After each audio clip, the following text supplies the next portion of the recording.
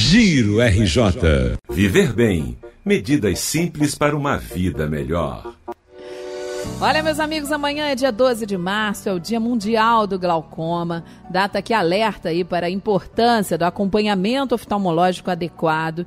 E esse é o nosso assunto de hoje, da nossa coluna Viver Bem. O glaucoma é uma doença que mais cega do mundo, tá? E segundo estimativas da Organização Mundial de Saúde, afeta entre 1% e 2% da população com mais de 40 anos de idade em todo o mundo, o que representa aí cerca de 3 milhões de pessoas. E por ser uma doença silenciosa e não apresentar sintomas, né, na maioria das vezes, muitas vezes também é diagnosticada quando o paciente já está na fase final, né, e é onde ocorre a perda da visão e do campo visual de uma forma irreversível. Para falar sobre esse assunto é que nós convidamos o médico oftalmologista do Hospital Oftalmológico Santa Beatriz, Dr. Fabrício Vargas, que já está aqui na linha com a gente para a gente falar sobre esse assunto. Muito bom dia, doutor, e seja muito bem-vindo aqui mais uma vez ao Giro RJ, viu? Bom dia, Camila. Bom dia, ouvinte. Prazer falar com vocês.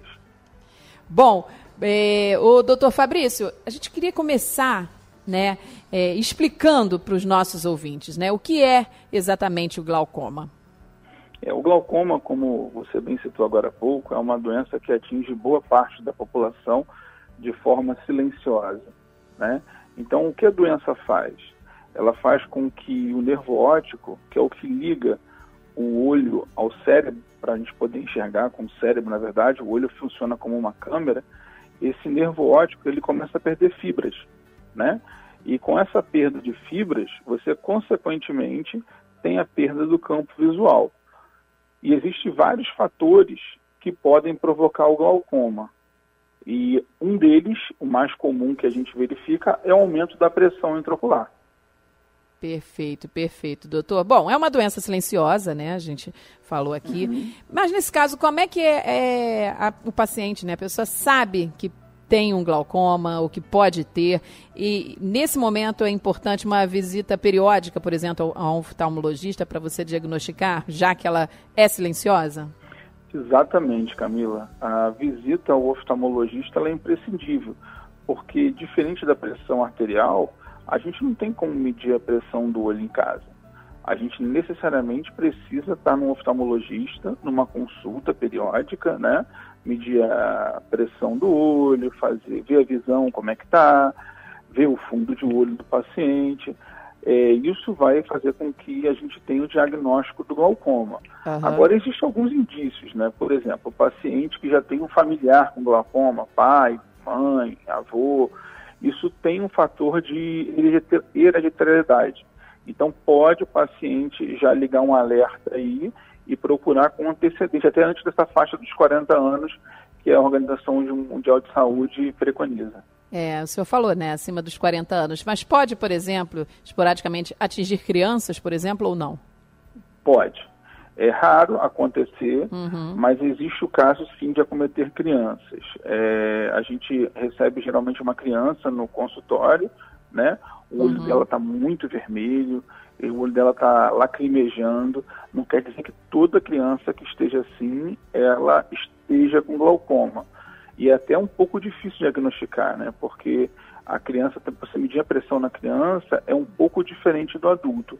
Então, ligar um sinal de alerta com os pais aí, naquela criança que está vermelho o olho, lacrimejando o tempo inteiro, então trazer para o oftalmo e avaliar.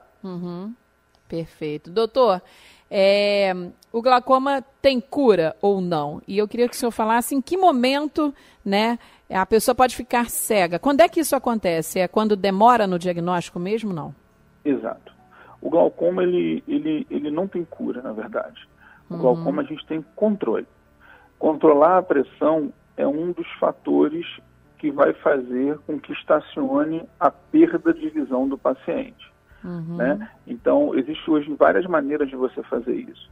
Você tem controle através dos colírios, você pode usar um laser, que a gente trabalha muito, que é uma trabeculoplastia seletiva, para poder impedir a progressão do glaucoma e o aumento da pressão intraocular.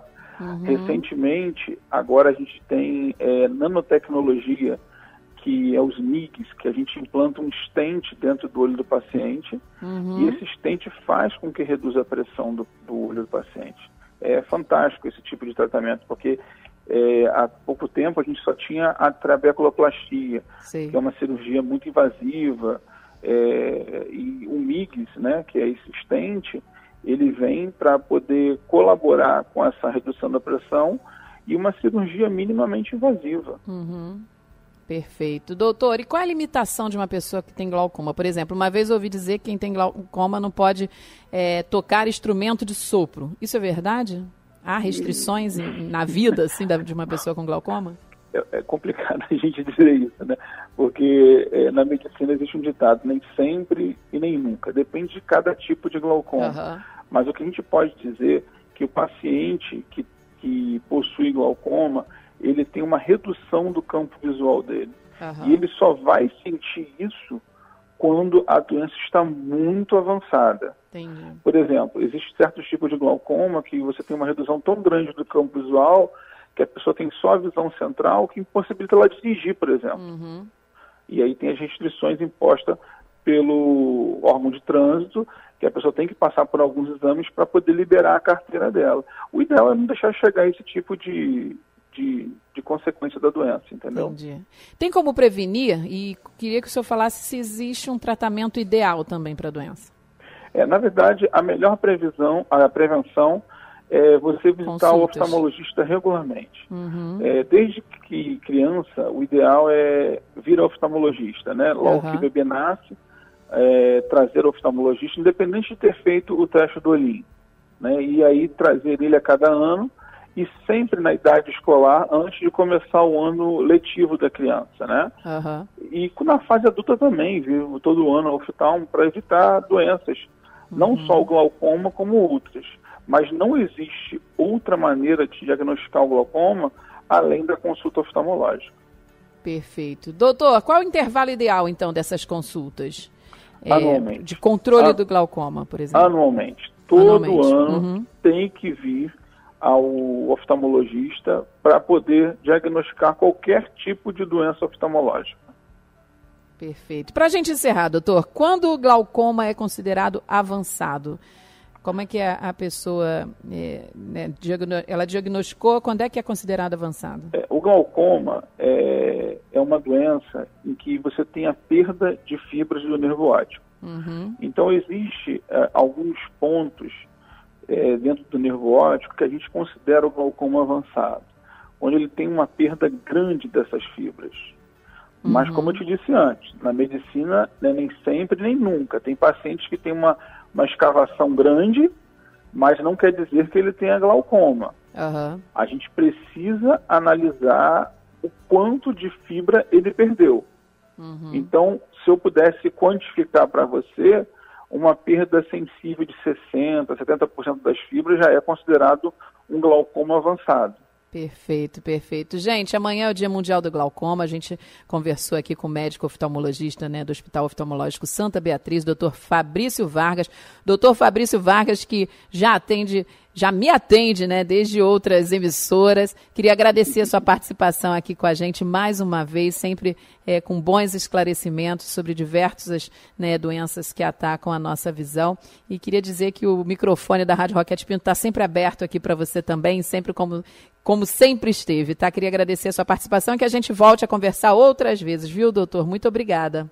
Ótimo, Camila. Obrigada pelo espaço e esse alerta para a população em geral, né? Com certeza, com certeza. Obrigada, doutor, e até a próxima. Nada, bom dia, Camila. Bom dia. Viver bem. Medidas simples para uma vida melhor.